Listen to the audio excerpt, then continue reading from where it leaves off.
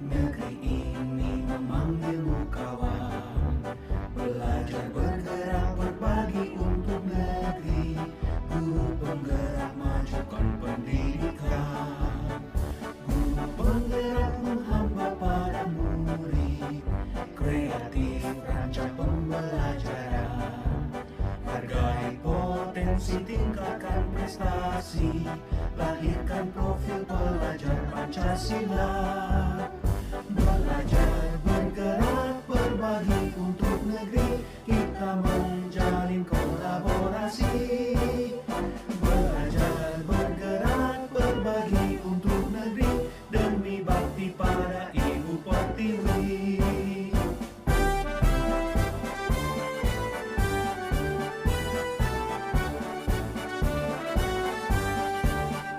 Bulatkan tekad, kuatkan hati, negeri ini memanggilmu kawan.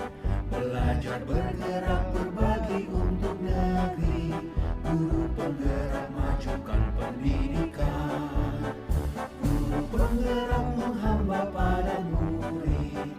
Kreatif rancang pembelajaran, hargai potensi, tingkatkan prestasi, lahirkan profil pelajar Pancasila. Belajar bergerak berbagi untuk negeri, kita menjalin kolaborasi. Belajar bergerak berbagi untuk negeri, demi bakti pada Ibu Pertiwi. Belajar bergerak berbagi untuk negeri, kita menjalin kolaborasi. Belajar bergerak berbagi untuk negeri, demi bakti pada Ibu Pertiwi. Terutama ibu-ibu kepala sekolah, kemudian guru yang sudah menyempatkan waktu untuk datang ke tempat ini atas undangan kami. Kita mulai. Bismillahirrahmanirrahim. Alhamdulillahirrahmanirrahim. Wassalatu wassalamu ala ashrofil anbiya'i wal mursalin wa ala alihi wa sahbihi ajma'in.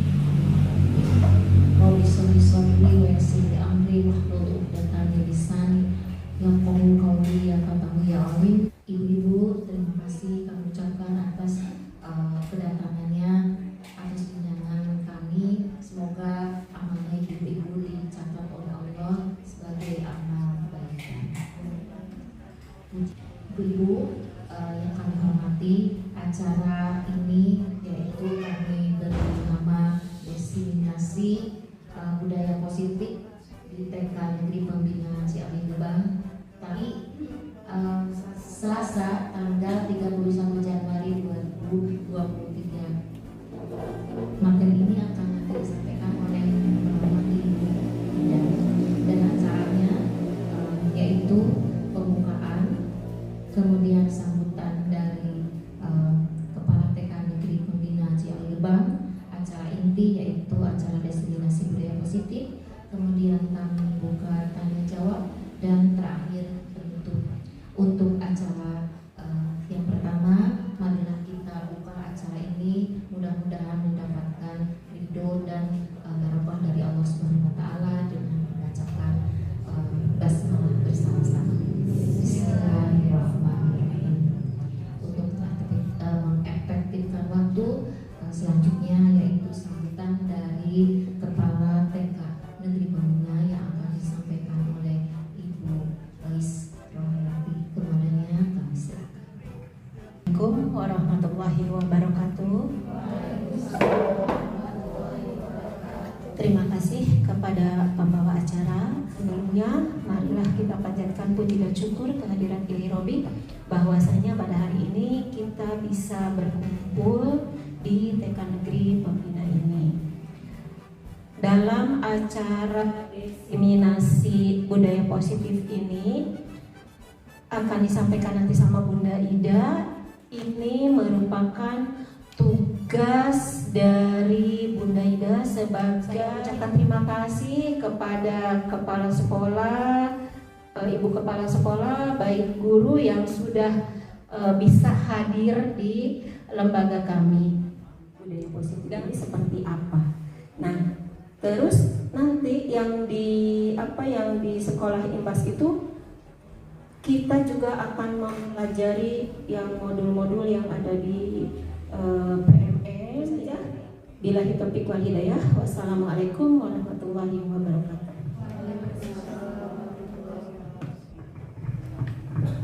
Terima kasih Bunda Alia yang sudah memberikan kesempatan pada saya.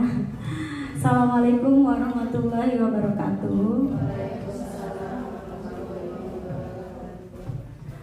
Bunda-bunda yang saya hormati dan saya cintai, terima kasih atas kehadiran bunda-bunda pada hari ini, walaupun undangannya mendadak dan hanya via WhatsApp, via WhatsApp, tetapi bunda bisa menyempatkan hadir di sini memenuhi undangan kami di TK Negeri Pembina Jawa, TK Negeri Pembina Kramat Mulia, Wilujeng Sumpi, Bunda hatur nuhun, bunda-bunda guru semua juga. Selamat datang dan pada hari ini, pada siang hari ini di jam-jam rawan, semoga tetap semangat ya Bunda. Ada satu hal yang ingin kami sampaikan di sini mengenai budaya positif, yang mana ini merupakan salah satu materi yang kami terima di PGP atau Pendidikan Guru Penggerak, dan ini ada di modul 1, tepatnya 1.4 Bunda. Kami sudah saya sendiri sudah berjalan selama kurang lebih 2 bulan dalam mengikuti program pendidikan guru penggerak dan diberikan mendapatkan tugas pun untuk mengimbaskan kepada lembaga yang ada di sekitar TK Negeri Pembina Ciawi Tuban. Itu adapun nama judul modulnya yaitu tentang budaya positif. Baik Bunda, kita mulai saja ya Bunda. Ini modul budaya positif ini, di sini ada beberapa subjudul Bun. Yang pertama disiplin positif dan nilai-nilai kebijakan universal. Kemudian motivasi perilaku manusia. Yang ketiga keyakinan kelas. Keempat kebutuhan dasar manusia dan dunia berkualitas. Yang kelima restitusi atau 5 posisi kontrol. Kemudian yang terakhir restitusi, segitiga restitusi. Apa saja sih? Baik, kita mulai saja ya Bun ya. Untuk yang modul 1 itu disiplin positif dan nilai-nilai kebajikan universal. Nah Bunda, teori ini merupakan satu teori kontrol yang merupakan perubahan dari paradigma. Mungkin kalau S1 kita mempelajari teori stimulus respon ya Bun ya, masih ingat ya di perkuliahan S1 kalau itu kita menerima teori stimulus respon. Nah di guru penggerak ini, di PGP ini kami mempelajari bahwa ada satu teori tentang teori kontrol yang dikembangkan oleh Dr. William Glasser Bun. Apa saja sih itu teori kontrol itu? Yang pertama disiplin positif dan nilai-nilai kebajikan universal Bunda. Hal ini dikembangkan karena di lapangan sendiri Bunda masih banyak miskonsepsi ya Bun ya. Apa sih teori kontrol itu? Mungkin Bunda semua juga pada prakteknya sudah melaksanakan ya Bun ya, tapi kita tidak mengetahui bahwa sebenarnya ini yang disebutkan dengan teori kontrol itu. Nah, teori kontrol ini didasarkan juga pada dari Bapak Pendidikan Indonesia itu ya Bun ya, yang mana kita ketahui bahwa sekarang itu kurikulum merdeka itu sedang gencar-gencarnya dilaksanakan, dan itu kita mengacu pada kemerdekaan anak untuk belajar atau bermain sesuai dengan filosofis Ki Hajar Dewantara itu ya Bunda. Nah Bunda, sebelum kita mulai ke teori, boleh saya mohon izinnya untuk permainan dulu sebentar ya Bun ya. Jadi kita bermain berpasangan ya Bun, ada A dan B. Misalnya Bunda I sama Bunda Kepala ya, berhadapan, ada sebagai A-nya dan B-nya. Untuk yang A itu silakan Bunda kepalkan tangan, anggap di tangan Bunda itu ada sesuatu yang berharga yang sebenarnya tidak bisa untuk diketahui orang lain, sesuatu yang sangat berharga bagi Bunda. Nah, untuk yang B-nya nanti Bunda Sela sama Bunda Dewi, silakan siapa A, silakan siapa B ya. Untuk yang B-nya silakan Bunda berusaha untuk bagaimana caranya biar tangan itu terbuka, mau Bunda kelitikin, mau Bunda layu, mau Bunda silakan ya Bunda ya. Nanti kita giliran ya Bunda, 30 detik. Bunda untuk B, Bunda untuk A ya, silakan mulai dari sekarang, silakan ditentukan.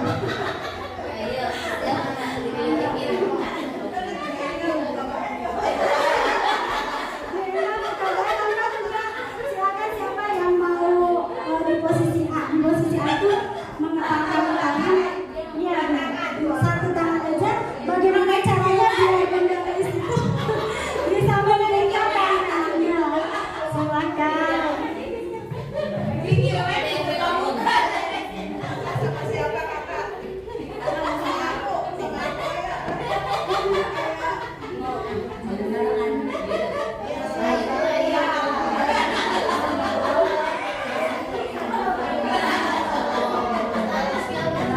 Ayo cobalah buka tanganku.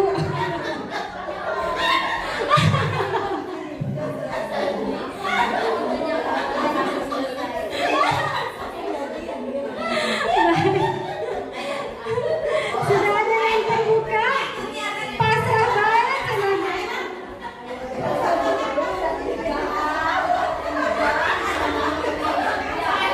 Akhirnya terbuka ya. Terbuka. Bundanya terbuka tidak?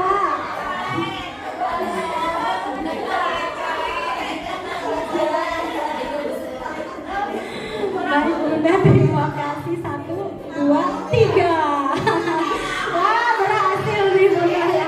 Tepuk tangan untuk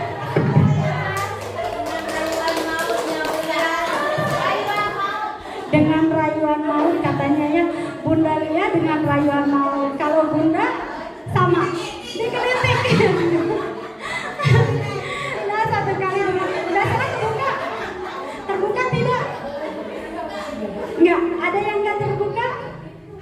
Ada ya, oh, keren ya. Nah Bunda, itu tadi suatu kegiatan permainan ketika kami mengikuti pendidikan guru penggerak. Itu ada permainan cobalah buka ya Bun ya, dimana yang salah satu mengepakkan sesuatu yang mungkin berharga menurut beliau, tetapi yang B bagaimana caranya ya supaya ya untuk membuka tangan dari rekannya itu ya Bun. Pada dasarnya ya Bun, jadi dalam kegiatan ini sungguh siapapun yang memegang kendali atau kontrol untuk membuka atau menutup telapak tangan kita itu ada pada siapa, coba Bunda kontrolnya? Yang menutup ya benar. Kontrolnya ada pada diri kita. Miskonsepsinya di lapangan tuh seperti apa dengan teori ini? Jadi adanya satu ilusi guru mengontrol murid. Jadi bahwa mungkin ya pada dasarnya semua orang itu memiliki kontrol ya Bun, termasuk anak-anak juga, anak kecil juga sama memiliki kontrol. Saya ingin bagaimana, saya ingin menjadi orang seperti apa, mereka memiliki kontrol masing-masing. Nah, ilusi guru mengontrol murid itu sebenarnya menurut teori ini, ada teori kontrol menyatakan bahwa semua perilaku memiliki tujuan, bahkan terhadap perilaku yang tidak disukai sekalipun. Misalnya ya Bun, kalau anak-anak mungkin lebih tepatnya bukan anak yang nakal ya Bun ya, mereka sedang menunjukkan siapa aku, mungkin seperti itu. Nah, disitulah bahwa menurut teori kontrol ini kita semua memiliki perilaku, memiliki tujuan. Perilaku kita tuh pasti ada tujuannya, sekalipun tujuannya itu negatif.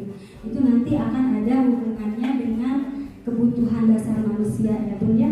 Kemudian ada lagi di lapangan itu adanya ilusi bahwa semua penguatan positif, efektif dan bermanfaat.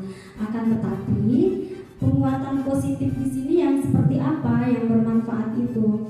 Jadi tidak serta-merta seluruh apapun penguatan positif itu, baik itu rayuan, bujukan, itu tidak selamanya efektif dan bermanfaat bagi anak itu sendiri.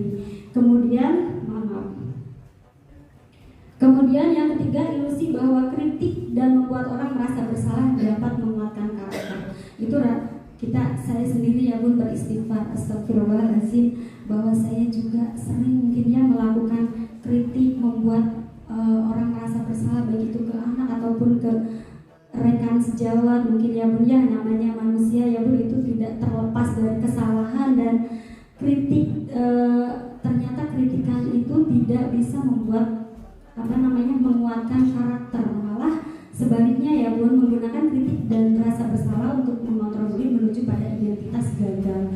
Ketika kita mengkritik anak-anak Bunda, itu anak-anak akan merasa bahwa mereka itu pribadi yang gagal ya Bun ya.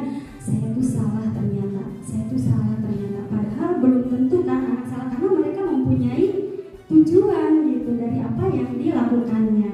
Kemudian yang keempatnya, ilusi bahwa orang dewasa memiliki hak untuk memaksa. Itu pun saya juga menyadarinya ya Bunda ya, selama berapa puluh tahun saya beristighfar kalau memang saya merasa kalau dulu ya Bun, belum sebelum mengikuti PGP itu, saya merasa bahwa ketika anak-anak tidak bisa saya kendalikan, itu di situ saya merasa gagal.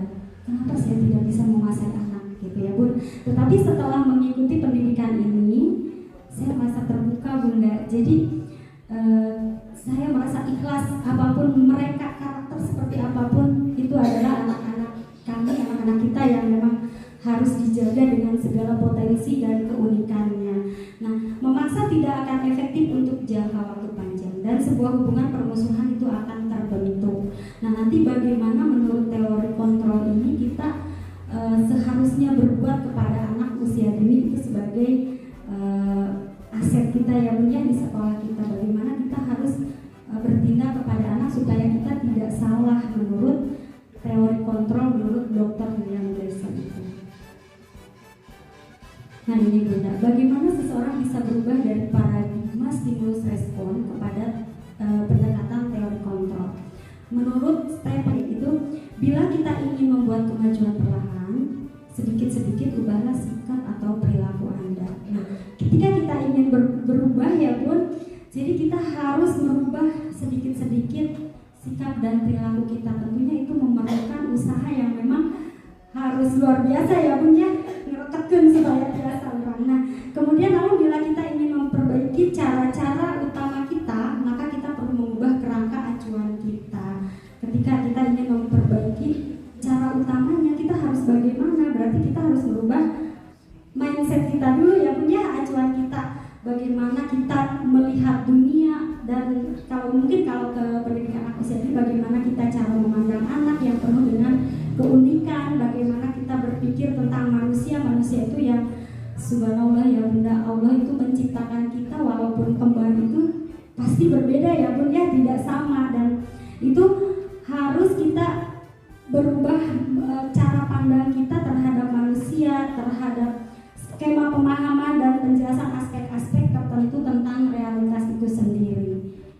Nah ini Bunda, untuk kalau mungkin yang dulu kita pernah belajar tentang stimulus respon ya Bun, kalau menurut stimulus respon itu realitas atau kebutuhan kita sama, tetapi di teori kontrol ini menyatakan bahwa kebutuhan kita memang berbeda.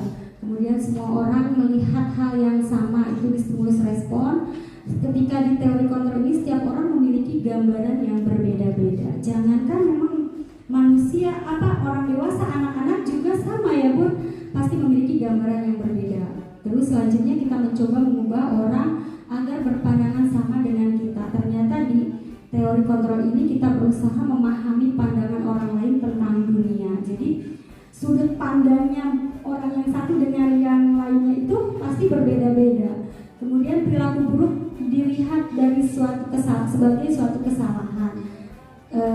Kalau teori kontrol itu semua perilaku memiliki tujuan. Jadi perilaku buruk apapun itu pasti ada tujuannya ya Bun, tidak satu kesalahan. Kalau kita mungkin menyatakan, oh ini gak mau nurut sama kita, ini anak ini bandel atau apa, kita tidak bisa seperti itu ya Bun. Mungkin anak punya keinginan, punya kebutuhan, dan memiliki tujuan. Mungkin nanti kita akan sambungkan dengan teori yang selanjutnya ya Bunda. Kemudian orang lain bisa mengontrol saya, itu menurut stimulus respon. Nah, Kalau di teori kontrol itu hanya Anda yang bisa mengontrol diri Anda. Tadi mungkin Bunda dengan permainan itu ya Bun ya, bisa saja Bunda Kepala tadi mengontrol Bunda Ais, bisa ya Bun ya. Tetapi ketika memang Bunda Aisnya punya keinginan tersendiri, ia mempertahankan, itu hanya Bunda Ais lah yang bisa mengontrol. Sebaliknya Bunda Kepala misalnya saya yang mengepalkan ia berusaha, itu terserah saya karena memang saya yang memiliki kontrol diri saya gitu. Terus kemudian saya bisa mengontrol orang lain. Oh sudah ya itu ya. Pemaksaan ada pada saat bujukan gagal. Pemaksaan ada pada saat bujukan gagal. Itu menurut teori stimulus respon. Pemaksaan ada pada saat bujukan gagal. Maksudnya gimana ya Bu? Kayaknya seperti tadi. Nah seperti itu ya Bu ya.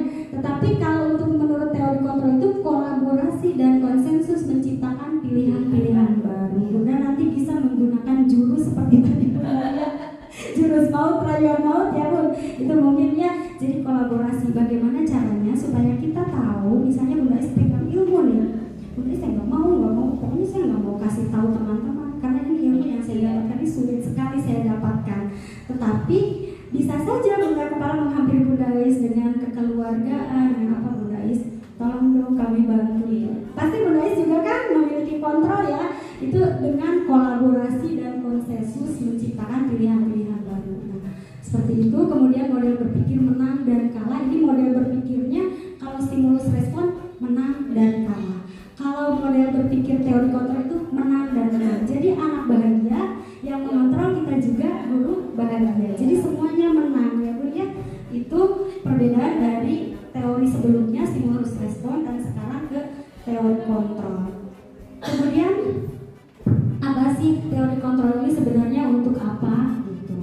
Ya, untuk apa? Untuk mungkin disiplin ya Bu ya, kita pada akhirnya untuk menumbuhkan budaya positif di sekolah, salah satunya itu disiplin. Nah, disiplin itu apa sih makna kata disiplin?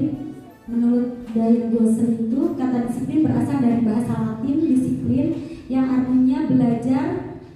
Kata disiplin juga berasal dari akar yang sama dengan disiplin, disciple atau murid atau pengikut. Nah, dengan kata lain disiplin ini juga mempelajari bagaimana cara kita mengontrol diri dan bagaimana menguasai diri untuk memilih tindakan yang mengacu pada nilai-nilai yang kita hargai. Jadi Bunda, disiplin itu sebenarnya kalau dulu mungkin kita mengaitkan kata disiplin dengan aturan ya Bun ya. Adanya aturan pasti ada disiplin. Nah, padahal sesungguhnya disiplin itu kontrol diri Bun. Jadi dari diri kita ya Bun ya, keluar dari motivasi intrinsik mungkin ya Bun ya, dari dalam diri kita bagaimana kita menghargai nilai-nilai yang kita hargai. Nah, nilai-nilai yang kita hargai itu seperti misalnya jujur. Kita sepakat jujur sebagai nilai-nilai yang kita hargai ya Bun, karena kejujuran itu dimanapun secara universal pasti diterima oleh seluruh orang, bahwa kejujuran itu perlu dijunjung tinggi. Seperti itu ya Bunda ya. Jadi makna disiplin itu sebenarnya kontrol diri kita, bagaimana kita menguasai diri kita untuk melakukan hal-hal atau tindakan yang mengacu pada nilai-nilai yang kita hargai. Nah, ini makna disiplin menurut Ki Hajar Dewantara ya Bun. Di mana ada kemerdekaan, disitulah harus ada disiplin yang kuat. Sungguh pun disiplin itu bersifat self disiplin, yaitu kita sendiri yang mewajibkan kita dengan sekeras-kerasnya. Tetapi itu sama saja, sebab jikalau kita tidak cukup melakukan self disiplin, wajiblah penguasa lain mendisiplinkan kita. Dan peraturan demikian itulah harus ada dalam suasana yang merdeka Bunda. Jadi disiplin itu Bunda, kita harus merdeka ya Bun. Jadi kita sendiri yang mengatur, bukan orang lain yang mengontrol kita gitu. Kalau misalnya ya Bunda ya, saya misalnya datang ke sekolah, motivasi pertamanya itu apa ya datang pagi-pagi ke sekolah? Apakah karena takut dimarahin sama Bunda Kepala, ataukah memang saya memiliki motivasi sendiri itu?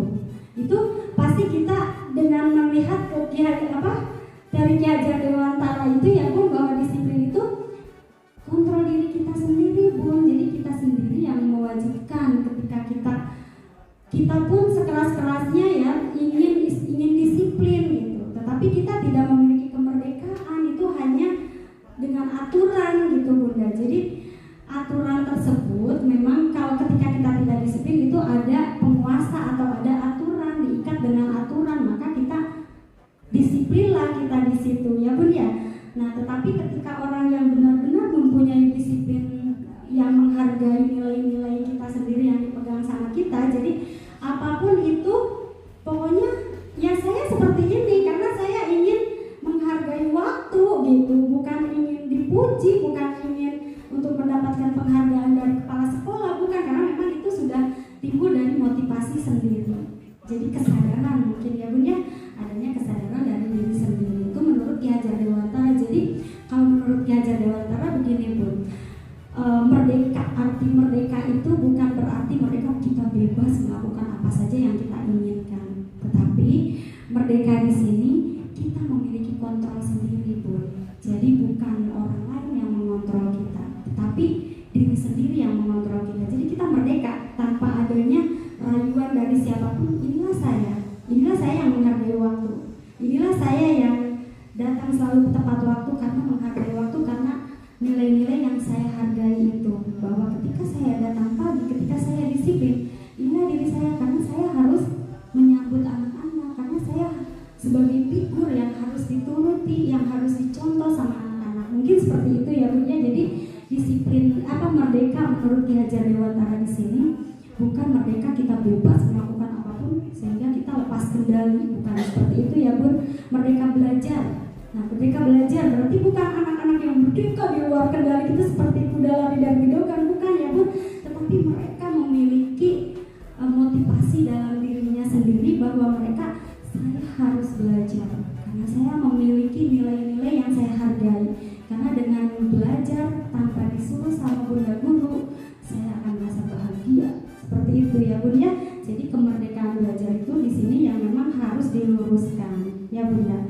Kemudian ini makna disiplin positif yang dikemukakan oleh kedua pakar yang tadi ya Bun, bahwa disiplin sebagai bentuk kontrol diri yaitu belajar untuk kontrol diri agar dapat mencapai suatu tujuan mulia yang mengacu pada nilai-nilai mulia. Nilai-nilai mulia itu apa? Nilai-nilai kebajikan yang universal. Seperti tadi saya ini ya, kejujuran, kemudian apalagi nanti banyak sekali ya Bun ya. Kita akan lihat di slide berikutnya ya Bunda.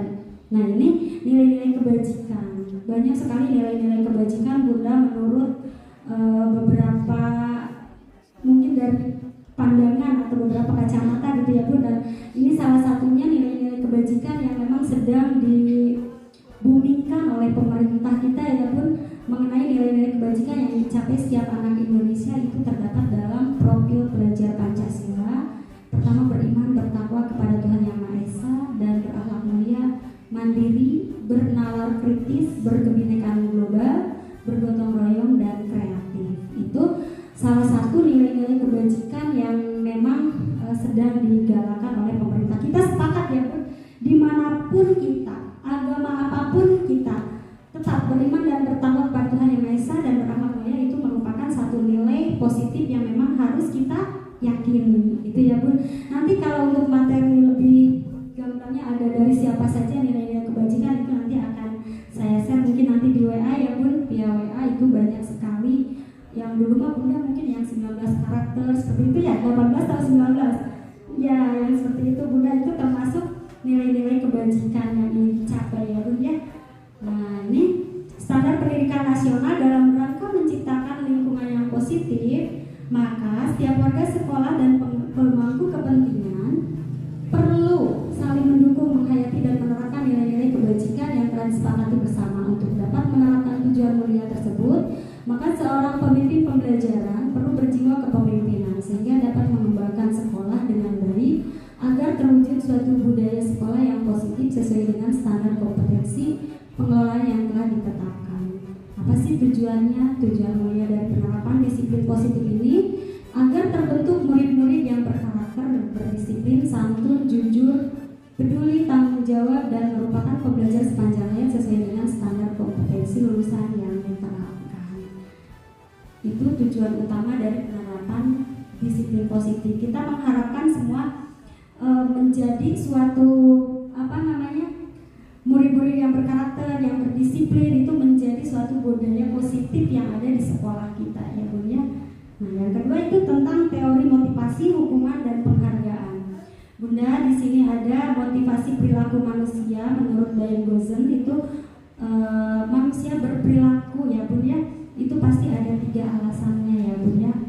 Ada 3 alasan menurut Diane Gozen itu untuk menghindari ketidaknyamanan atau hukuman. Seperti tadi saya mengatakan, ketika saya datang pagi-pagi, apakah motivasi saya itu untuk menghindari ketidaknyamanan atau hukuman? Mungkin saja kalau saya datang terlambat ada hukuman dari Bunda Kepala. Itu mungkin saja salah satu motivasi yang ada ya Bun. Yang keduanya untuk mendapatkan imbalan atau penghargaan dari orang lain. Mungkin saja seorang berperilaku juga didasari oleh motivasi itu. Dan yang ketiga itu harapan semuanya ya Bun, harapan kita semua, yaitu mungkin motivasinya untuk menjadi orang yang mereka inginkan dan menghargai diri sendiri dengan nilai-nilai yang mereka percaya. Seperti tadi saya inilah diri saya karena saya percaya kalau guru itu seseorang yang digugu dan ditiru. Nah, supaya saya dapat ditiru, supaya saya bisa menjadi motivasi bagi anak-anak kami gitu di sekolah ini. Nah, itu larinya saya datang pagi bukan karena ingin mendapatkan penghargaan ataupun untuk menghindari ketidaknyamanan. Mangga, waalaikumsalam. Apunten teh atas kita harapannya sepakat ya Bun, ada di nomor berapa Bunda? Nomor 3 ya, untuk menjadi orang yang mereka inginkan, yang kita inginkan gitu. Seperti apa kita maunya, seperti itu ya. Jadi menghargai diri sendiri dengan nilai-nilai yang dipercaya oleh kita masing-masing ya. Sebagai guru mungkin panutan bagi anak-anaknya ya. Nah, mohon Bunda sambil berjalan santai. Nah Bun, ini hukuman ada teori, ada hukuman, konsekuensi dan restitusi. Ini panjang sekali Bunda. Mungkin saya hanya membacakan beberapa saja ya Bun, bahwa hukuman, konsekuensi dan restitusi itu apa saja sih? Nah kalau teori kontrol kita mengacu pada restitusi ya Bun ya, yang kita nanti pada akhirnya kita akan ke bagaimana restitusi itu bisa diterapkan di lembaga kita masing-masing. Nah, Bunda pernah tidak merasakan hukuman atau apa dari guru ketika kecil atau dari orang tua? Pernah ya Bun ya. Bagaimana perasaannya Bun? Sedih. Sedih ya Bun ya. Iya, jadi penuh. Betul Bunda. Saya juga pernah ya Bun ya merasakan hukuman itu. Ternyata nanti pada akhirnya itu saya merasa identitas gagal. Sampai saat ini saya bahkan selalu merasa tidak percaya diri ya Bun ya. Itu mungkin salah satu akibat yang dulu saya pernah alami, bahwa saya pernah mendapatkan hukuman ya Bun ya. Ketika itu saya mendapatkan hukuman ketika ada di bangku SMP Bun. Jadi ceritanya begini, Bunda guru, bukan Bunda guru ya, Bapak ya waktu itu. Waktu itu siang hari, kepala saya sebenarnya sakit ya Bun. Nah, saya dulu kan paling depan, saya selalu duduk paling depan. Ketika itu saya sudah tidak fokus pelajaran biologi Bun. Jadi saya kalau pusing tuh rasanya pengen aja pegang rambut gitu ya Bun, kan waktu itu tidak memakai kerudung. Nah, saya dihukum Bunda sama guru saya, dan sampai saat ini akibatnya saya sering merasa saya gagal gitu. Saya tidak percaya diri karena memang dengan perlakuan hukuman tidak usah disebutkan ya Bun, bentuk hukumannya itu terlalu menyakitkan gitu ya Bun. Nah itu hukuman itu memang sesuatu yang menyakitkan yang harus terjadi ya Bun. Kemudian ada teori stimulus respon. Itu stimulus respon yang sesuatu yang harus terjadi ya Bunda. Jadi kalau bedanya itu, kalau hukuman itu biasanya tidak direncanakan oleh guru. Jadi guru itu spontanitas. Anak-anak tidak tahu bahwa mereka akan dihukum karena kesalahan seperti itu. Tetapi kalau konsekuensi itu anak tahu Bun. Jadi misalnya gini, datang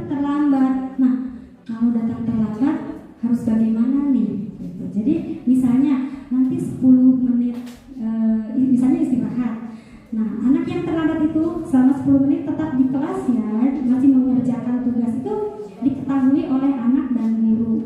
Konsekuensi ketika restitusi itu merupakan pilihan Bunda, jadi tidak ada hukuman, tidak ada kata-kata yang menyakitkan untuk anak, baik kata-kata ataupun fisik ya Bunda ya.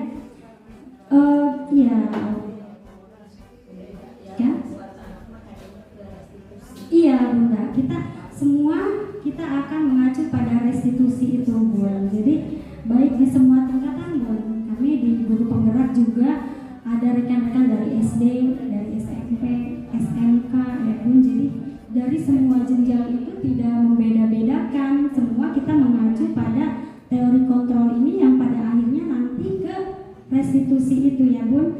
Nah tidak hukuman tidak nyaman untuk murid murid atau anak untuk jangka waktu panjang. Betul, saya juga pernah dihukum. Saya masih ingat sebesar ini, sampai tua ini masih ingat ya Bun. Nah tetapi kalau konsekuensi itu akan ke identitas sukses. Tetapi ini ada yang lebih baik, itu yang teori kontrol ini. Jadi yang ini mungkin hukuman sudah tidak ada ya Bun. Kalau yang konsekuensi itu teori respon kontrol ya, stimulus respon. Nah kalau yang restitusi ini murid atau anak akan membenci peraturan. Betul tidak Bunda? Ketika kita dihukum, kita akan sebel kayak aturan seperti itu gitu ya. Nah itu anak-anak juga pasti seperti itu ya Bun ya. Ketika dengan stimulus respon, anak menghormati peraturan, tetapi mungkin motivasinya itu mungkin saja untuk menyenangkan gurunya ya, jadi tidak kesadaran dalam diri sendiri. Nah untuk kalau restitusi, anak menghormati dirinya dan orang lain. Saya seperti ini karena saya siapa gitu. Saya menghargai diri saya sendiri. Bahagia rasanya ketika bisa menepati aturan seperti itu ya Bun ya. Jadi ada dari motivasi intrinsik dari dalam. Nah ini untuk kata-katanya ya Bun, ketika hukuman itu akan negatif seperti awas kalau dilakukan lagi ya, nanti awas kamu ya, seperti itu ya Bun. Jadi paksaan modelnya. Kalau stimulus respon itu lakukan apa yang saya katakan. Jadi dengan kata gurunya kamu harus pintar. Jadi anak mungkin belajar, tapi motivasinya biar Bunda udah senang gitu ya. Tetapi kalau yang restitusi itu, apakah hal ini yang sesungguhnya ingin kamu lakukan? Ketika anak berbuat kesalahan tuh, kita tanya, apakah kamu memang ingin seperti ini? Gitu. Nanti anak yang ini, Bunda, aku tuh bukan mau begitu gitu ya. Jadi dia mengungkapkan apa yang dia inginkan ya. Nah ini ketika hukuman itu mendorong menyalahkan diri sendiri. Kemudian kalau stimulus respon mendorong kepatuhan, tetapi belum tentu motivasinya dari dalam diri sendiri. Kalau teori kontrol itu mendorong disiplin yang positif atau memiliki konsep diri yang kuat. Ya, ini hukuman, konsekuensi dan restitusi.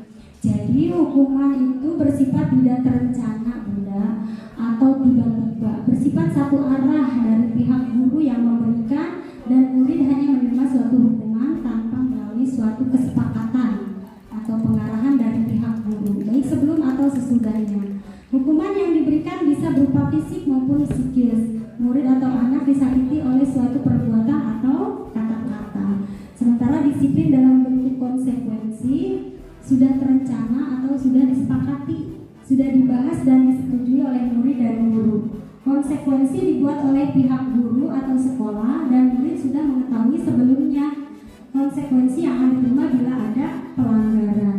Pada konsekuensi, murid tetap dibuat tidak nyaman untuk jangka waktu pendek.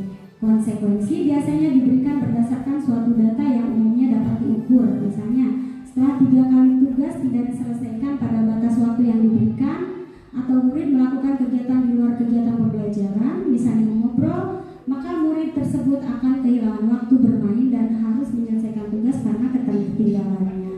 Peraturan dan konsekuensi yang mengikuti ini sudah diketahui sebelumnya oleh murid. sikap guru senantiasa memonitor murid. Kemudian restitusi itu apa? Restitusi itu proses menciptakan kondisi bagi murid untuk memperbaiki kesalahan mereka sehingga mereka bisa kembali pada kelompok mereka dengan karakter yang lebih kuat. Ciri-ciri restitusi bukan untuk menebus kesalahan, namun untuk belajar dari kesalahan. Restitusi memperbaiki hubungan. Restitusi adalah tawaran atau bukan paksaan. Restitusi menuntun untuk melihat ke dalam diri. Restitusi mencari kebutuhan dasar yang mendasari tindakan. Jadi memperbaiki hubungan ketika nanti ada tanya jawab, mungkin nanti sifatnya sharing bun. Kalau restitusi itu sharing ngobrol guru dengan anak gitu. Ya jadi betul di situ memperbaiki hubungan karena akan tercipta hubungan yang akrab antara guru dengan murid. Kemudian misalnya ada dua anak berselisih ya bun, karena guru dengan anak tersebut sudah sharing, nanti yang ada anak akan memperbaiki hubungan dengan temannya yang ketika berselisih itu, dan tanpa kita memaksa ya bun, ya mereka akan menyadari sendiri. Nah ini bunda, ternyata ada istilah dihukum oleh penghargaan. Kok bisa ya bun? Kok bisa ini penghargaan menghukum gitu ya? Nah ini ada istilah dihukum oleh penghargaan. Jadi pengaruh jangka pendek dan jangka panjang. Jadi ketika penghargaan bunda, kami juga sudah melaksanakannya ya bun di TK Pembina ini. Kami pernah memberikan reward bun. Reward itu kan teori stimulus respon ya. Nah kami memberikan stiker bintang pada anak bunda, tetapi itu jangka panjang dan jangka pendeknya ternyata sangat dirasakan, dan sayangnya saya baru tahu sekarang gitu, dan itu tidak selamanya positif gitu ya. Kemudian penghargaan tidak efektif. Nah dari situ juga kita sudah melihat iya tidak efektif. Terus anak kecil juga ya, anak-anak usia dini itu khususnya ketika mendapatkan reward ya bun, yang kita kasih kan ya anak sudah hebat ya bun, otomatis yang itunya ketika dia kontrolnya masih belum bisa mengontrol diri karena memang masih anak kecil ya bun, jadi mereka itu tambah marah, tambah gimana ya, protes gitu, sehingga itu betul sekali penghargaan itu tidak efektif. Nah kemudian penghargaan merusak hubungan. Nah, ketika kita memberikan kepada anak yang memang sesuai dengan kriteria kita, apakah tidak akan sakit hati itu anak yang ini? Jadi merusak hubungan. Jadi yang tadinya bunda guruku sayang sama saya, ternyata ada saja rasa ternyata memang gak sayang sama saya dari kasih bintang gitu ya bunda. Itu penghargaan. Kemudian penghargaan mengurangi ketepatan. Betul sekali. Saya rasakan ketika kita kan manusiawi ya bun, suka lupa. Tadi anak yang berdoa hebat itu siapa saja, ketika di akhir kita kasih reward ternyata memberikannya kepada yang salah gitu, tidak tepat. Kemudian penghargaan menurunkan kualitas. Ini misalnya ya bun, untuk yang kita yang sudah dewasa misalnya ya bun, ada seseorang misalnya di situ Bunda Lia aja deh contohnya yang literasi ya. Misalnya Bunda Lia tuh, mohon maaf Bunda Lia tuh di literasi rajin menulis. Nah ketika diberikan penghargaan yang tulisannya tepat waktu atau bagus seperti itu, mereka akan mendapatkan penghargaan, mendapatkan reward, royalty gitu. Ketika ada lagi saya juga penulis, tetapi saya masih sangat gimana gitu ya, belum pengalaman. Nah disitu ya saya tidak pernah mendapatkan reward. Mungkin saya akan mengasah terus bagaimana nih caranya supaya dapat mendapatkan reward gitu. Nah Bunda Lia yang saja saya mah sudah biasa mendapatkan reward. Nah itu kualitas Bunda Lia pasti ya seperti itu. Malah nanti orang-orang yang tidak pernah mendapatkan reward itu mereka akan semakin bagus kualitasnya itu ya Bun ya. Kemudian penghargaan mematikan kreativitas.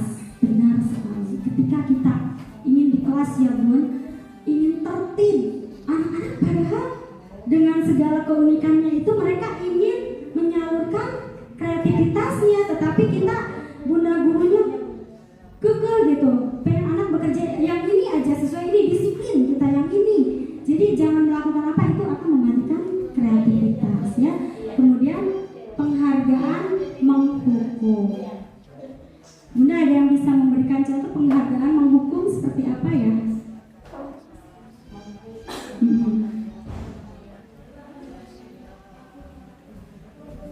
Penghargaan itu menghukum, ini menurut teori kontrol ya.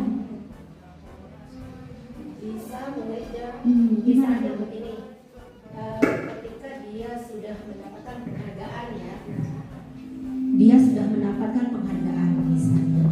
Nah, dia tuh punya perasaan begini, aku takut deh nanti kalau aku melakukan melakukan ini, aku jadi malu karena aku udah mendapatkan penghargaan.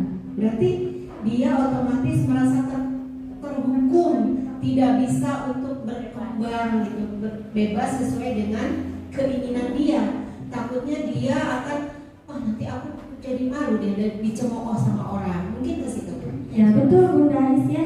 Terima kasih Bunda Ais ya yang sudah menjelaskan untuk penghargaan itu menghukum. Memang seperti itu ya. Jadi anak-anak karena takutnya, karena takut berbuat salah, jadi dirinya tuh terhukum karena penghargaan itu. Seperti halnya misalnya ranking ya Bu. Misalnya anak-anak yang SD, SMP gitu dapat ranking juara terus, tetapi pada akhirnya mereka misalnya ada suatu hal jadi prestasinya menurun, dia akan terhukum dengan penghargaan itu sendiri ya Bun ya. Nah yang terakhir motivasi dari dalam diri atau intrinsik ya. Ini yang diharapkan. Jadi setiap anak melakukan apapun itu yang diharapkan motivasi itu dalam dirinya gitu, bukan karena penghargaan ataupun reward yang diberikan ya Bun. Nah ini Bunda yang dihukum oleh penghargaan menurut Alfikon ya Bun, seorang seorang ahli gitu ya Bun ya. Jadi saat kita berulang kali menjanjikan hadiah kepada anak-anak agar berperilaku tanggung jawab, atau kepada seorang murid agar mempelajari sesuatu yang baru, atau kepada seorang karyawan agar melakukan pekerjaan yang berkualitas, kita sedang berasumsi. Kita berasumsi ya Bun ya, dalam diri kita teh nyangki gitu. Mereka tuh tidak bisa melakukannya, makanya kita iming-imingi dengan hadiah itu. Jadi kita tidak bisa ya Bun seperti itu. Jadi kemudian pekerjaan apa nih? Berasumsi mereka tidak dapat melakukannya atau mereka tidak akan memilih untuk melakukannya. Padahal belum tentu juga ya Bun. Mereka pasti dengan nilai yang diyakininya itu pasti seseorang akan bisa bertanggung jawab. Yang ketiga Bunda, pembentukan keyakinan sekolah atau kelas. Nah ini kelanjutan dari yang tadi, seperti apa sih budaya positif itu. Kita mungkin yang pertama itu dengan pembentukan keyakinan sekolah atau keyakinan kelas aja dulu ya Bun ya. Sebelum ke keyakinan kelas itu, sebelum ke keyakinan sekolah, kita di dalam kelas kita masing-masing aja Bunda guru dengan anak atau muridnya ya, dengan peserta didik ya. Jadi seperti apa sih keyakinan kelas itu? Jadi keyakinan kelas itu bersifat lebih abstrak daripada peraturan yang lebih rinci dan mohon maaf, ini cuma slide aja dan mudah-mudahan kalau salah nanti di ini ya. Cuma kalau di kami sudah dimulai untuk keyakinan sekolah atau kelas. Nah dimulai dari di kelas dulu. Di kelas dulu itu anak-anak kita sepakat hal-hal yang baik saja di kelas. Misalnya kalau jadi semacam ada perjanjian perjanji diskusi sama anak, tapi dengan tentunya dengan bahasa anak, bahwa kalau di kelas itu apa yang diinginkan oleh anak, misalnya seperti apa suasananya yang diinginkan oleh anak, misalnya menyenangkan, nyaman, bersih, pokoknya yang enak-enak tuh. Nah sudah itu baru kita sepakat kalau mau hal seperti itu, misalnya di kelas mau bersih, mau nyaman, enak, nah berarti anak-anak harus bagaimana? Nah, kita buat kesepakatannya, misalnya karena terus terang kalau di kelas B2 ya di saya sekarang yang pegangan saya itu ada anak yang super duper hebat pokoknya ya, mungkin insya Allah mudah-mudahan calon presiden lah, paling tidak menteri.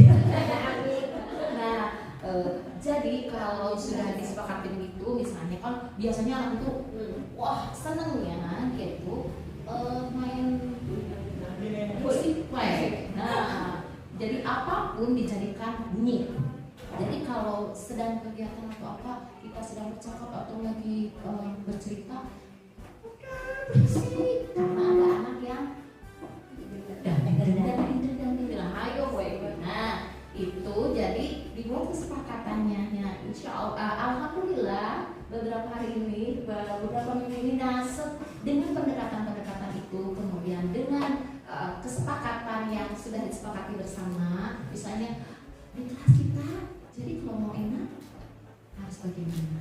Tidak berisik. Nah, tuh kita tulis. Nah, ini kita udah buatkan kertasnya bahwa tidak berisik.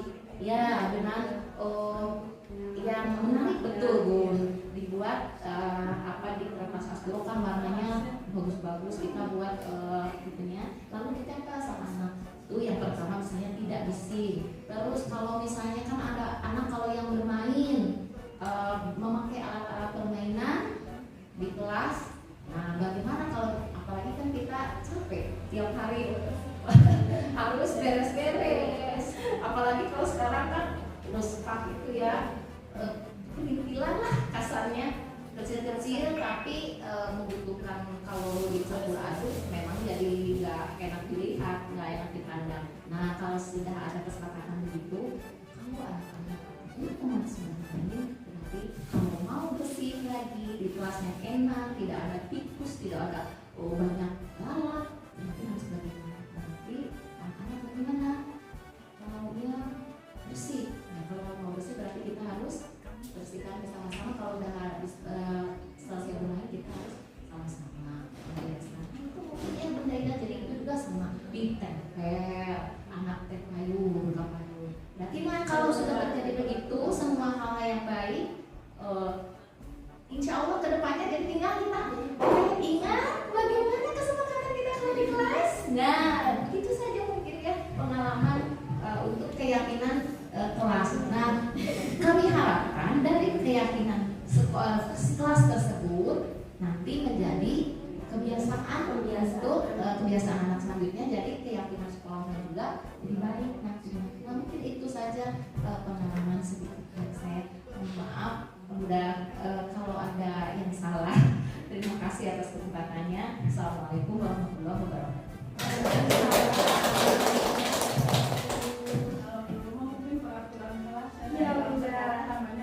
Iya, betul sekali apa yang dikatakan oleh Bunda Kepala ya.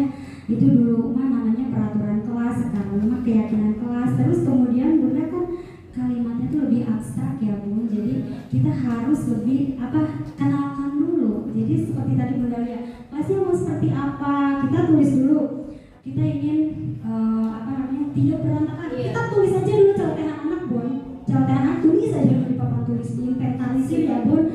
Nah nanti ketika sudah terinventarisir semua, nanti misalnya ini kita pagi-pagi nih, saya kan waktu itu sama bunda guru di PK Pembina kita sudah membuat ya Bun, kalau peraturan seperti ini kalimatnya ya Bun ya, menyimpan sepatu pada tempatnya, kemudian menyimpan alat tulis pada tempatnya, kemudian menyimpan mainan pada tempatnya, membuang sampah pada tong sampah, membersihkan kelas setelah bermain. Nah, bagaimana nih sekarang kan keyakinan kelas yang kesemuanya itu, aturan itu kita satukan. Jadi nilai kebajikan apa yang akan kita tuju dari peraturan tersebut? Ya, jadi misalnya bertanggung jawab. Jadi keyakinan kelasnya itu satu, bertanggung jawab. Seperti itu Bun. Jadi lebih abstrak ya. Jadi abstrak bertanggung jawab apa sih? Nah dari tadi misalnya kami juga membuat di sini ada mengucap salam saat bertemu dan akan berpisah, bersalaman dengan teman saat bertemu dan saat akan berpisah. Itu nilai kebajikan apa yang ingin dituju gitu. Jadi berakhlak mulia, atau tambahkan lagi berdoa sebelum ini, ikut berdoa semua sebelum pulang, sebelum belajar. Itu silakan Bunda ditulis semua. Nanti pada akhirnya kalau mau dituangkan ke keyakinan kelas, nah Bunda buat kesimpulan nilai apa yang ingin kami tuju dari perbuatan seperti ini. Jadi yang ditulis keyakinan kelasnya, Bu. yang mencakup yang lebih abstrak. Iya. Mohon Bunda. Jadi aturannya aja anak celotehan-celotehan yang nanti kita disortir, Bu. Disortir. Oh, yang ini maksudnya ini. Ada gambaran nggak, Bu? Insya Allah ya. Nanti ini yang kami juga yang boleh nanti di-share ya Bunda Ria sama Bunda Ris ke bunda-bunda semua. Ini di sini juga saya ada dilarang mengganggu orang lain. Itu kan kalimatnya negatif ya, Bun. Jadi bermain bersama-sama, kemudian sabar menunggu giliran, mau bekerja sama, memuji hasil karya orang lain, mau mengalah, mendengarkan teman berbicara, mau meminta maaf. Nah, keyakinan kelasnya apa tuh? Kayak saling menghormati. Terus gitu jadi. Iya. Iya. Nanti ketika ada perilaku tersebut ada yang muncul gitu, Bun, kita ingatkan, oh betul ya, tante sudah menghormati temannya, memaafkan, seperti itu, Bun. Jadi lama-lama itu akan membudaya gitu. Jadi anak akan tahu sendirinya dan harapan kita untuk jangka panjang ya, Bun. Kalau ilmu yang diterima kita sejak kecil itu akan menempel gitu. Jadi oh ya, kata betul kalau aku begini tandanya menghormati orang lain. Jadi iya, memang ada betul, Bun. Kalau ke anak-anak saya juga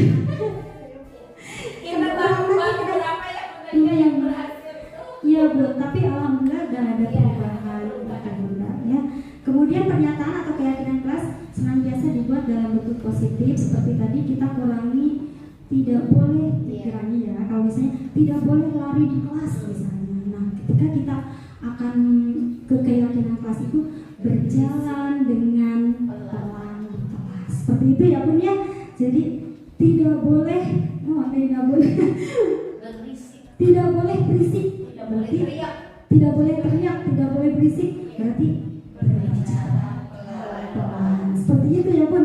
Saya yakin bunda-bunda pasti paham ya untuk dan mengganti dari kalimat negatif ke kalimat positif. Kemudian keyakinan kelas hendaknya tidak terlalu banyak sehingga mudah diingat dan dipahami oleh semua warga kelas. Jadi yang tadi banyak peraturan itu Bunda 7 atau 8, maksimal 8 ya, Bun.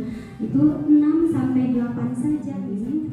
Pembentukan keyakinan kelas, semua warga kelas hendaknya ikut berkontribusi dalam pembuatan keyakinan kelas lewat kegiatan curah pendapat. Kemudian keyakinan kelas sebaiknya sesuatu yang dapat diterapkan di lingkungan tersebut. Kemudian juga bersedia meninjau kembali keyakinan kelas dari semua warga kelas dipersilakan meninjau ulang dan menyetujuinya dengan menandatangani. Mungkin kalau anak-anak stempel ya, Bu.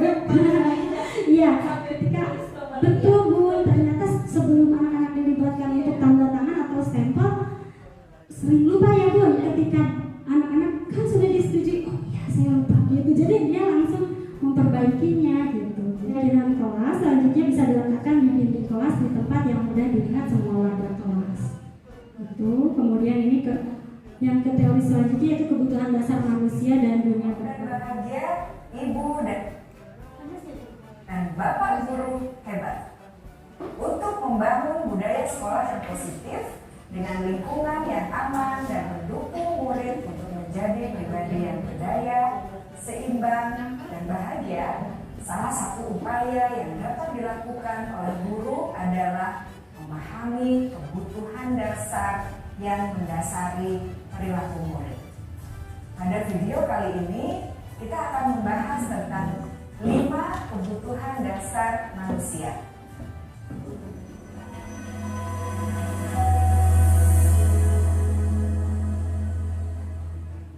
Ki Hajar Dewantara dalam salah satu kutipannya menyatakan, kita ambil contoh perbandingannya dengan hidup tumbuh-tumbuhan. Seorang petani dalam hakikatnya sama kewajibannya dengan seorang pendidik yang mengamati desa. Hanya dapat menuntun tumbuhnya padi. Kesenangan itu merupakan 5 kebutuhan dasar. Ini kemarin saya sudah melakukan ada tugas juga. Jadi di sini ada tadi yang perlu itu ada satu itu sebagai kata-katanya seperti sudah nggak ada ya Bu di Tokama ya Bu di PAUD di cover atau PAUD tidak ada. Terus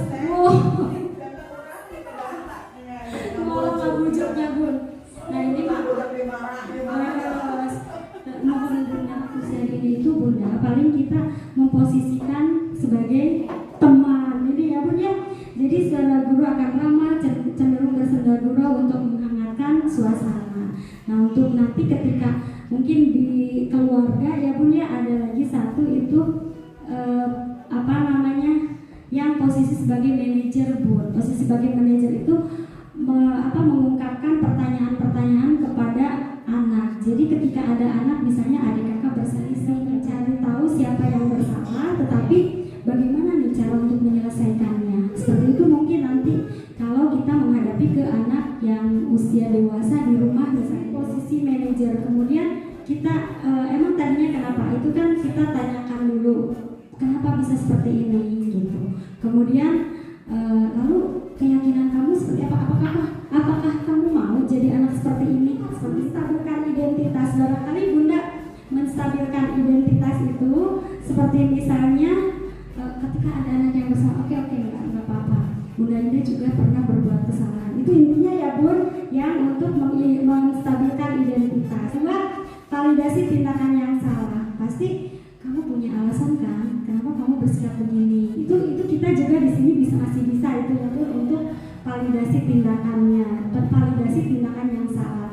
Boleh kamu jelaskan ke Bunda kenapa sih kayaknya kan keyakinan kita semua memiliki motivasinya. Bunda ada lagi teman-teman yang mendaftar guru penggerak, jadi setidaknya sudah ada gambaran tugasnya seperti apa. Semangat ya Bun. Jadi iya Bun, yang muda-muda ya mudah-mudahan biasa didugikan. Baik, topik ya. Wassalamualaikum warahmatullahi wabarakatuh. Terima kasih Neng. Terima kasih ilmunya. Tapi sukses lagi yang lancar nanti jadi guru penggerak yang dapat membimbing guru-guru sekitar. Amin. Amin. Itu saja mungkin ya. Terima kasih kepada Bu Zaida yang sudah menyampaikan materinya. Alhamdulillah kita juga mendapatkan semangat.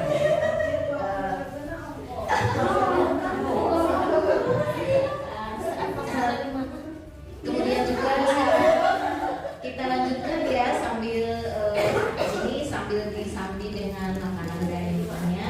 Kita teruskan acaranya yang selanjutnya yaitu tanya jawab. Barangkali ada yang mau ditanyakan, silahkan. Ada yang mau ditanyakan? Assalamualaikum warahmatullahi wabarakatuh. Sedikit Neng dalam tadi teori penghargaan sebagai hukuman. Neng, kan kalau dulu mah waktu ibu kuliah memberi reward itu harus. Ya. Apakah sekarang tidak boleh memberi reward? Itu Neng yang ditanyakan. Terima kasih. Terima kasih Bunda Kepala TK Negeri Keramat Mulia Bunda Tini yang sudah mengajukan pertanyaan. Ya Bunda, kami juga ya Bun ya di sini juga pernah diskusi sama Bunda Guru. Tetapi akhirnya kita bersepakat mungkin ya Bun ya, ketika penghargaan itu hadiah itu boleh-boleh saja Bunda. Tapi dalam konteks apa dulu? Ketika kita sedang permainan Bun, sedang permainan atau perlombaan itu tidak apa-apa karena memang saat itu kita membutuhkan motivasi untuk anak gitu ya Bun ya, anak-anak supaya termotivasi dalam ketika permainan atau perlombaan itu. Kami juga tidak serta-merta sekaligus menghilangkan, tetapi mungkin intensitasnya saja yang dikurangi gitu Bunda. Atau barangkali Bunda Is ada menambahkan.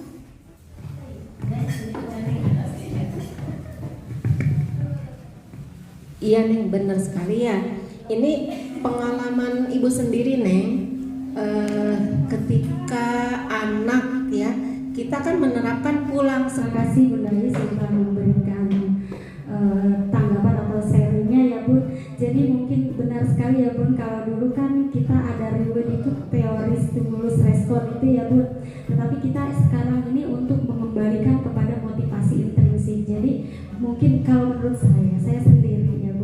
kita memang dilema ya Bun, karena memang yang kita hadapi itu iya anak-anak yang lucu gitu ya.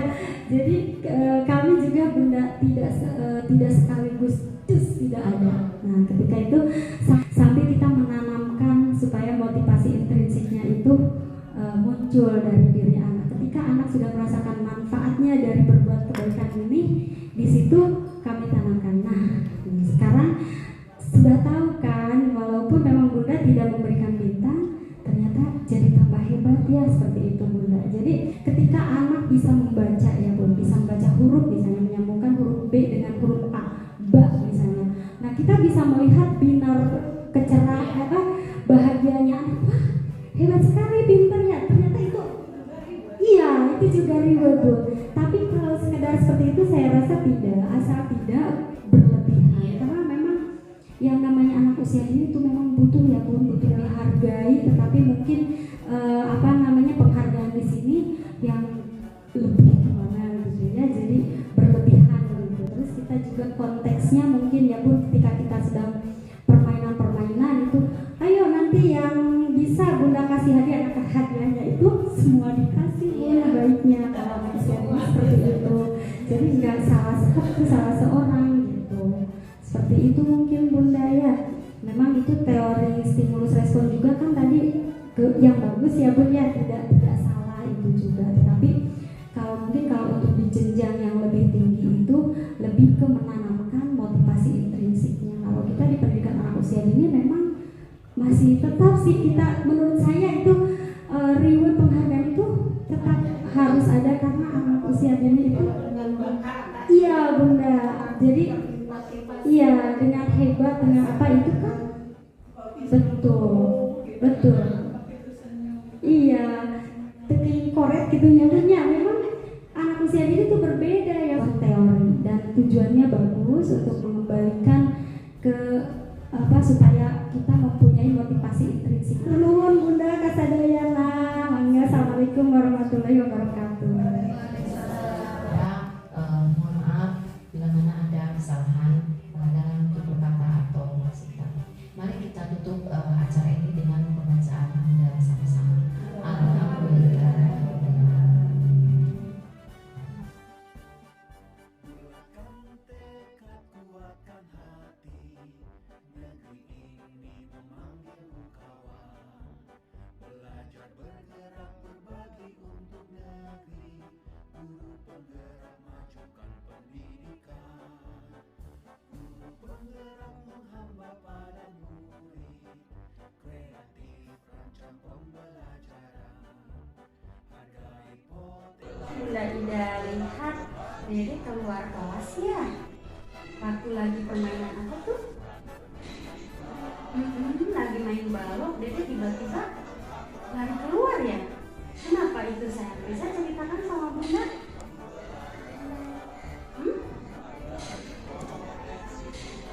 Oh lagi cepet-cepet ambil balok, terus ada duluan. Oh Dede kalah cepat gitu. Marah, kesel gitu ya. Oke, tidak apa-apa sayang ya. Marah, kesal, itu tidak apa-apa, wajar.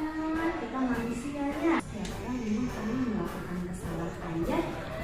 Bunda kan berbuat salah waktu masih kecil ya. Sama Bunda Ida juga pernah keluar kelas tidak bilang dulu sama Bunda guru. Nah, kalau Dede tahu nggak akibatnya? Kalau misalnya Dede di luar sendirian nih, bakal apa akibatnya, tahu nggak Dede? Takut ada orang yang jahat sama Dede, karena memang semua teman-teman lagi bermain di dalam kelas ya. Terus teman-temannya gimana sudah di dalam kelas? Jadinya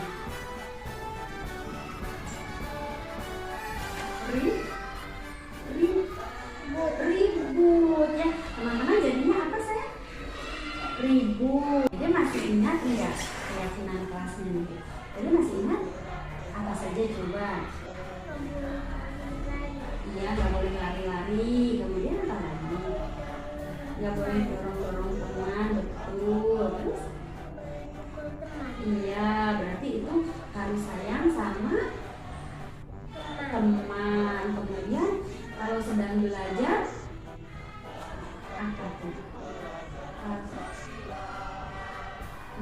keluar?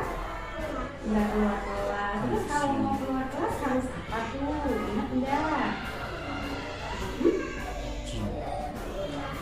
Iya, izin ya namanya. Ya, izin ke Bunda Guru. Jadi nanti kalau keluar kelas ada sedikit sayangnya. Siap ya, Ma? Siap? Siap jadi baik ya? Mulai kapan nih Dede mau ini kalau marah tidak keluar kelas lagi mulai kapan? Mulai sekarang. Ya, mulai sekarang Dede tidak akan keluar kelas kalau belajar, walaupun Dede sedang main, itu sedang apa? Kalau kesal tuh sedang marah, walaupun Dede sedang marah tidak akan keluar kelas lagi. Oke ganteng, siap? Ya sama Bunda. Nanti Bunda ingetin nih kalau Dede lupa ya sayangnya.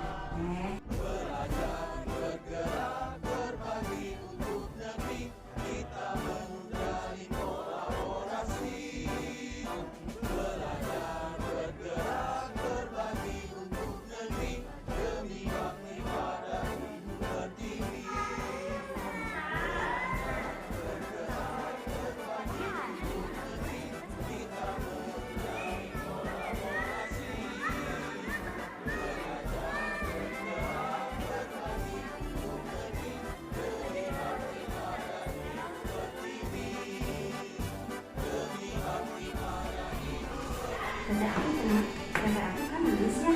Boleh nggak cerita sama Bunda Ida kenapa Dada nangis?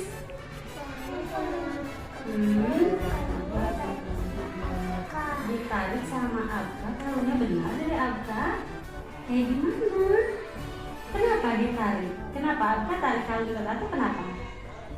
Pasti ada alasannya kan? Kenapa sih? Boleh cerita sama Bunda? Waktu itu kenapa coba?